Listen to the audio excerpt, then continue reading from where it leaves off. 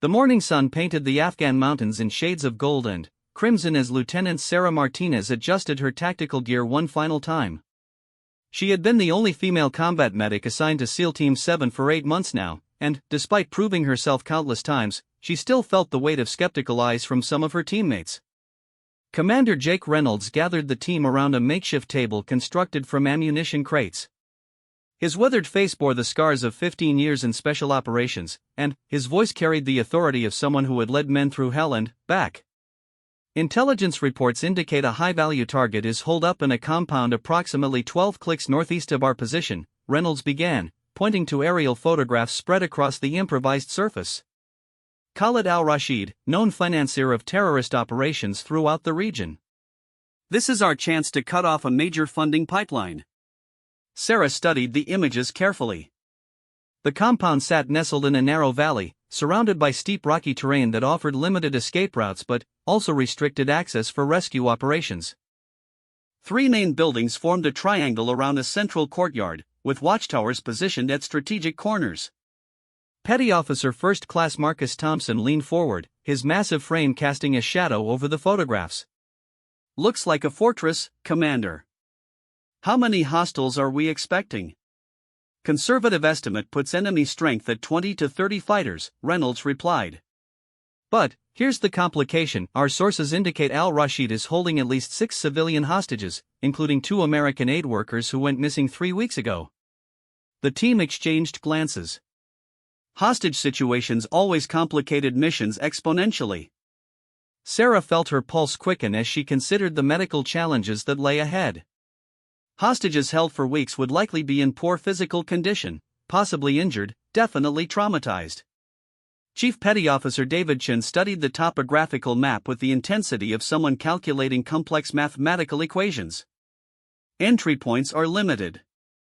"We've got the main gate here, a service entrance on the western wall, and possibly a drainage tunnel that runs beneath the southern building." "What's our timeline?" asked Petty Officer Rodriguez, the team's communications specialist. Reynolds checked his watch. "We move out at 2100 hours. That gives us approximately 10 hours to finalize our approach and equipment checks. The operation window closes at 0400. We need to be extracted before dawn breaks." Sarah raised her hand slightly. "Commander, do we have any intelligence on the hostage's condition or location within the compound?" "Negative, Martinez. That's part of what makes this operation particularly challenging. We'll need to clear each structure systematically while maintaining the element of surprise." The planning session continued for another hour as the team discussed entry tactics, communication protocols, and contingency plans. Sarah found herself mentally cataloging the medical supplies she would need to pack. In addition to standard combat medical equipment, she would need to prepare for potential malnutrition, dehydration, and trauma-related injuries among the hostages. As the briefing concluded, the team dispersed to conduct final equipment checks and individual preparations. Sarah made her way to the medical supply tent, where she began organizing her trauma kit with methodical precision. "You worried about this one?" The voice belonged to Petty Officer Second Class Alex Rivera, one of the newer team members who had always treated Sarah with respect and professionalism. "Every mission carries risks," Sarah replied, not looking up from her inventory. "But this one has more variables than usual. Hostages change everything." Rivera nodded thoughtfully. "You've been doing this longer than I have. Any advice?" Sarah paused in her packing and looked at the young sailor. "Stay flexible. No plan survives first contact with the enemy, especially when civilian lives are at stake. Be ready to adapt to whatever we find in there." As afternoon transitioned to evening, the team conducted final rehearsals using a mock-up of the compound constructed from available materials. They practiced room clearing procedures, hostage extraction techniques, and emergency medical protocols. Sarah worked closely with each team member to ensure they understood basic medical procedures in case she became unavailable during the operation. The sun had disappeared behind the mountains when Commander Reynolds called for final equipment inspection. Each operator carried approximately 60 pounds of specialized gear, including night vision equipment, breaching charges, communications devices, and enough ammunition for extended engagement. Sarah's medical pack added another 20 pounds to her load, but she had trained extensively to maintain mobility while carrying the additional weight. Her pack contained everything from basic bandages to advanced surgical instruments, blood clotting agents, and emergency medications. Martinez, Reynolds called out as the team prepared to move out. Stay close to Thompson during initial breach. Once we've secured the perimeter, you'll move with Chen's element to begin hostage assessment. Understood, sir. The team moved out under cover of darkness, their night vision equipment transforming the treacherous mountain terrain into a green-tinted landscape of shadows and obstacles. They maintained tactical spacing and communication discipline as they navigated toward their objective. 2 hours into the approach, they reached their final observation post approximately 800 meters from the target compound. Through high-powered optics, they could see lights in 2 of the 3 buildings and guards patrolling the perimeter with AK-47 rifles. Count 4 sentries visible, whispered Chen through the communications system. 2 on the eastern watchtower, 1 patrolling the courtyard, 1 stationed at the main gate. Reynolds studied the compound through his own optics. Infrared signature shows approximately 15 heat sources distributed throughout the buildings. Could be a mix of hostiles and hostages. Sarah adjusted her position to get a better view of the compound. Something felt wrong about the scene before them. The guard positions seemed too obvious, too exposed. In her experience, well-trained fighters didn't make themselves such easy targets. Commander, she whispered into her microphone. Permission to speak? Go ahead, Martinez. Something doesn't feel right about their security posture. Those guards are practically advertising their positions. Either they're poorly trained or it's a trap, Thompson finished her thought. Reynolds continued studying the compound through his optics. Elaborate on your concerns, Martinez. Sarah took a deep breath before responding. In previous operations against similar targets, we've encountered much more sophisticated defensive positions. These guards appear to be positioned for maximum visibility rather than tactical advantage. It could indicate they want to be seen. The team remained silent for several minutes as Reynolds processed this assessment. Finally, he made his decision. We proceed as planned, but with heightened caution. Martinez makes a valid point, stay alert for signs of ambush or secondary threats. As they prepared to move into their final assault positions, Sarah couldn't shake the feeling that they were walking into something far more dangerous than intelligence had suggested. The compound below them seemed too quiet, too convenient, too much like a carefully constructed invitation to disaster. The team began their descent toward the target, each member moving with the silent precision that came from years of training and combat experience.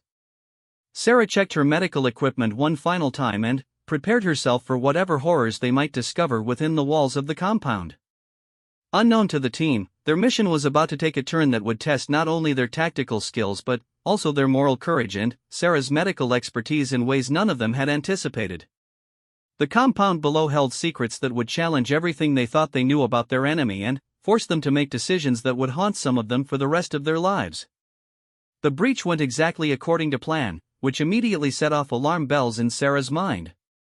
Professional fighters didn't surrender positions this easily, and the guards they had observed from their overwatch position had melted away far too quickly when the team initiated their assault.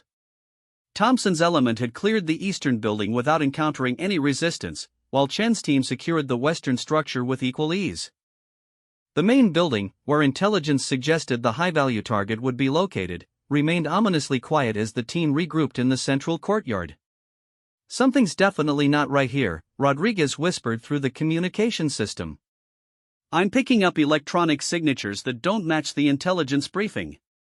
Multiple communication devices active, but no chatter on any known frequencies. Reynolds held up his hand, signaling the team to maintain their positions while he processed this information. Through their night vision equipment, they could see into several windows of the main building, but detected no movement or heat signatures. Chen, take your element and clear the ground floor. Thompson, second floor. Martinez, you're with me, we're heading for the basement level where the hostages are most likely being held. Sarah followed Reynolds toward a stairwell that led beneath the main structure. Her medical training had taught her to trust her instincts, and every instinct she possessed was screaming that this mission had already gone catastrophically wrong. The basement corridor stretched before them like a tunnel into darkness, even with their night vision equipment providing artificial illumination. Doors lined both sides of the hallway, each one potentially containing hostages, enemies, or something far worse. Reynolds tested the first door and found it unlocked. Inside, they discovered a room that had clearly been used for interrogation. Bloodstains on the concrete floor told a story neither of them wanted to contemplate, but the room was empty. The second door revealed a similar scene. The third contained what appeared to be makeshift medical equipment, but not the kind used to treat patients. Sarah recognized several devices that could only be used for torture, and her stomach churned at the implications. "Commander," she whispered, "we need to move faster. If the hostages are down here, they're in immediate danger." The fourth door was different. Instead of opening easily, it required Reynolds to manipulate the lock mechanism with specialized tools. When it finally opened, they found themselves staring into a room that contained 6 figures huddled against the far wall. "American military," Reynolds announced in a controlled voice. "We're here to get you out." The figures didn't respond immediately, and Sarah realized they were either unconscious or too traumatized to comprehend what was happening. She moved past Reynolds and began conducting rapid medical assessments of each individual. 2 middle-aged civilians, likely the missing aid workers, showed signs of severe dehydration and malnutrition. A young woman, possibly local, had injuries consistent with physical abuse. 3 men, ranging in age from teenage to elderly, displayed various degrees of trauma and neglect. "We've got 6 hostages, all alive but requiring immediate medical attention," Sarah reported through her communications system. "I need 15 minutes to stabilize them for transport." That's when they heard the explosion. The blast came from somewhere above them, followed immediately by automatic gunfire and shouting in multiple languages. Through their communication system, they could hear Chen's voice reporting contact with hostile forces in the upper levels. Multiple fighters emerging from concealed positions, Chen's voice crackled through the radio. "This was definitely a setup, they were waiting for us to split up." Reynolds grabbed Sarah's arm. "How long do you absolutely need to prep these people for movement?" Sarah looked at the hostages again, calculating medical priorities against tactical necessities. 5 minutes to administer 4 fluids and pain medication. Without that, at least 2 of them won't survive the extraction. You've got 3 minutes. After that, we move regardless. Another explosion shook the building, and dust cascaded from the ceiling. Through the communication system, they could hear Thompson's element engaging multiple targets on the second floor. The carefully planned operation was deteriorating into a running firefight with enemies who had clearly known they were coming. Sarah worked with frantic efficiency, establishing 4 lines and administering emergency medications while Reynolds maintained security at the door. The hostages began showing signs of awareness as the medical treatment took effect, but several were still too weak to move under their own power. "Time's up, Martinez. We move now." "Commander, these people can't walk." "We need stretchers or carriers for at least 3 of them." Reynolds spoke into his radio. "All elements, converge on the basement level. We've got hostages but need assistance with evacuation." The response that came back changed everything. "Commander, this is Chen. We're pinned down on the second floor. Enemy has heavy machine gun positions that weren't in the intelligence briefing. Thompson's element is trapped in the eastern building. We're looking at a fighting withdrawal, not an extraction." Reynolds looked at Sarah, and she could see the impossible calculation taking place behind his eyes. Military doctrine was clear in situations like this. When a mission became untenable, operators withdrew to preserve personnel for future operations. Hostages, while a priority, could not supersede the survival of the team itself. "All elements, prepare for tactical withdrawal. We cannot maintain our position against superior forces." Sarah felt the world stop around her. She looked at the 6 hostages, some of whom were beginning to show awareness of their situation. The 2 aid workers had regained consciousness and were looking at her with hope in their eyes for the first time in weeks. "Commander," she said quietly, "these people will die if we leave them here. After what we've seen in those other rooms, you know what will happen to them." "Martinez, I understand your concerns, but I cannot sacrifice 8 trained operators for 6 civilians. The tactical situation has become untenable." Another explosion rocked the building, this one much closer. Through the doorway, they could see debris falling in the hallway outside. The escape route they had planned was rapidly becoming impassable. Sarah made a decision that would define the rest of her life. "Sir, I request permission to remain behind with the hostages while the team withdraws. I can establish a defensive position here and call in air support or backup extraction once you've cleared the immediate area." Reynolds stared at her in disbelief. "Absolutely not. That's a suicide mission, and you know it. With respect, Commander, it's the only option that doesn't guarantee these people will be executed the moment we're gone. Someone needs to stay with them, and I'm the only one with the medical training to keep them alive." Through the radio, they could hear Rodriguez calling for immediate extraction as his position became untenable. The window for any kind of organized withdrawal was closing rapidly. "Martinez, that's an order. You're coming with us." Sarah looked at the hostages one more time, then, at her commanding officer. "Sir, I cannot in good conscience abandon these people to certain death. I'm staying." What happened next would be debated in after-action reports and military tribunals for months to come. But, in that moment, in a basement room underneath an enemy compound in Afghanistan, Sarah Martinez made a choice that transformed a routine military operation into something much larger than any of them had anticipated. The sound of approaching footsteps in the hallway outside meant that whatever decision they made, they had to make it now. The mission that had begun as a straightforward hostage rescue was about to become something none of them had trained for, and Sarah Martinez was about to step into a role that would test every aspect of her training, courage, and moral conviction. Commander Reynolds faced an impossible choice. Military protocol demanded he order his team member to withdraw, but the tactical situation above them was deteriorating so rapidly that forcing Martinez to abandon her patients might only result in additional casualties without saving the hostages. "Martinez, if you stay behind, you'll be completely cut off. No immediate backup, no guaranteed extraction, and facing unknown numbers of hostiles in their own territory." Sarah checked her ammunition and medical supplies one final time. "I understand the risks, sir. But I also understand that these people have families waiting for them, just like we do. Someone needs to give them a chance." The sound of footsteps in the hallway was getting closer, accompanied by voices speaking in rapid Arabic. Reynolds made a command decision that would haunt him for years to come. "Chen, Thompson, Rodriguez, tactical withdrawal to extraction point Alpha.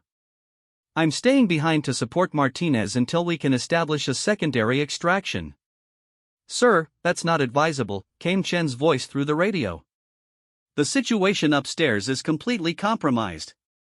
"Negative. Martinez is right, we cannot abandon these hostages." "Proceed with withdrawal and coordinate backup extraction from base." "We'll hold this position until relieved." Sarah felt a surge of gratitude toward her commander, but also the weight of responsibility for his decision. 2 highly trained operators were now at risk because of her choice to stay behind. The first hostile fighters appeared in the doorway 30 seconds later. Reynolds and Sarah had positioned themselves at opposite corners of the room, using the doorway as a natural choke point. When the first fighter rounded the corner with his AK-47 raised, Reynolds dropped him with 2 precise shots to the center mass. The gunfire in the enclosed space was deafening, and several of the hostages cried out in terror. Sarah realized she was now fighting a 2-front battle, against the enemy forces trying to reach them, and against time as the hostages' medical conditions continued to deteriorate under stress. "How many magazines do you have left?" Reynolds called out during a brief lull in the firing. "For full, plus the one loaded," Sarah replied. "You?" "3 full. We need to make every shot count." Through her radio, Sarah could hear Chen's elements successfully withdrawing from the compound, but their escape meant that enemy forces from the upper levels would soon be redirecting their attention to the basement. The tactical situation was about to become much worse. "Commander," she said, "I have an idea, but you're going to think I'm crazy." At this point, crazy might be our best option. Sarah pointed to the medical equipment she had observed in the adjacent room. That torture equipment includes a portable generator and surgical lights. If we can create the impression that I'm a high-value medical asset, someone they need alive, we might be able to negotiate a temporary ceasefire. Reynolds considered this for a moment. You're suggesting we pretend you're some kind of specialized doctor they need for their own people? It's not entirely a lie. I am a trained combat medic with advanced surgical skills. If they have wounded fighters from the engagement upstairs, they might see value in keeping us alive temporarily. Another group of fighters appeared in the hallway, but this time they didn't immediately attack.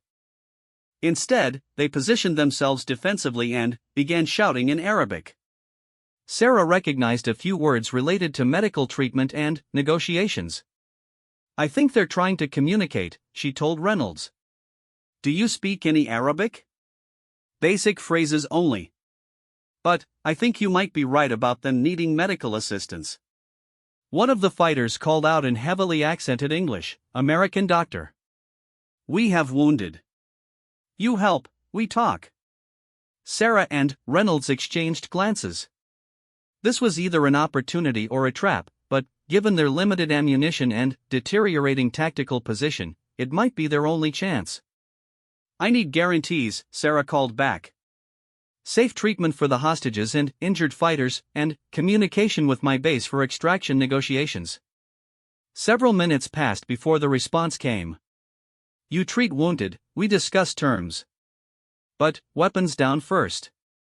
Reynolds shook his head vigorously, but Sarah could see the logic in the enemy's position. They were offering a temporary medical truce, something that had historical precedent in warfare. "I'll go," she said quietly to Reynolds. "Keep your weapon and maintain position with the hostages. If this goes badly, you'll still have options." "Absolutely not. We either do this together or not at all." After another brief exchange with the fighters in the hallway, they agreed to a limited truce.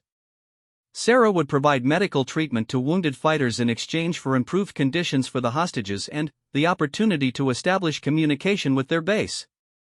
What followed was one of the most surreal experiences of Sarah's military career.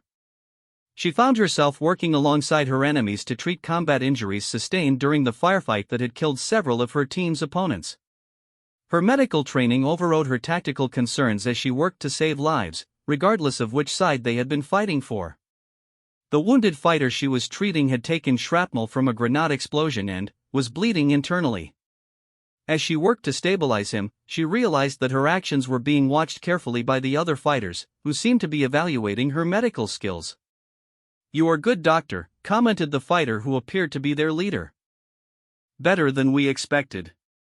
"I'm trained to treat anyone who needs medical attention," Sarah replied, not looking up from her patient.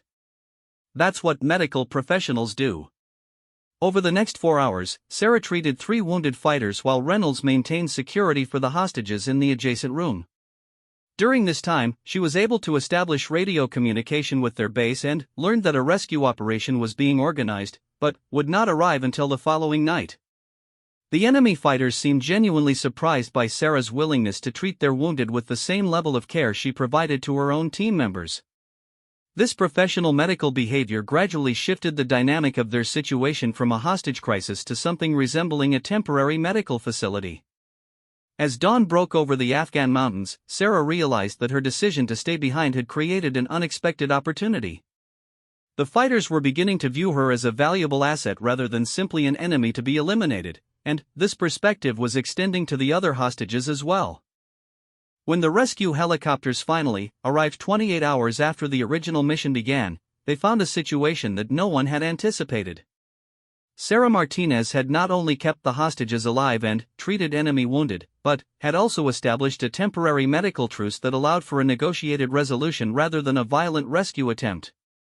The extraction was conducted peacefully, with both the original hostages and the wounded fighters receiving continued medical treatment at the base hospital.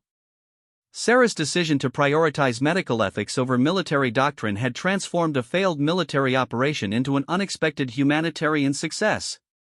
In the weeks that followed, military investigators struggled to categorize Sarah's actions. Some viewed her decision to remain behind as insubordination, while others recognized it as an extraordinary example of courage and medical professionalism under impossible circumstances. Commander Reynolds submitted a recommendation for the Silver Star, citing Sarah's willingness to risk her life to save civilians and her innovative use of medical neutrality to resolve a dangerous tactical situation. The recommendation was approved 6 months later, making Sarah Martinez one of the few service members to receive such an honor for actions that technically violated direct orders. The rescued hostages recovered fully from their ordeal, and 2 of the enemy fighters Sarah had treated ultimately provided intelligence that helped locate other hostage situations in the region. Her decision to treat enemies with the same medical care she would provide to allies had created intelligence opportunities that traditional interrogation methods might never have achieved. Years later, Sarah would reflect on that night in the Afghan compound as the moment she truly understood the power of medical ethics to transcend political and military boundaries. Her choice to step forward when her team was ordered to retreat had not only saved civilian lives but had also demonstrated that courage sometimes means refusing to follow orders that conflict with fundamental human values. The mission that began as a routine hostage rescue became a case study taught in military medical schools, special operations training programs, and ethics courses around the world. Sarah Martinez had proven that sometimes the most important military victories are achieved not through superior firepower, but through the courage to act according to one's deepest moral convictions, even when facing overwhelming opposition. Her actions that night earned her recognition not only from the military establishment but also from international humanitarian organizations who saw in her story a powerful example of medical professionalism transcending the boundaries of war. The woman who had stepped forward when others stepped back had changed not only the outcome of one mission, but had also contributed to evolving conversations about the role of medical personnel in modern warfare.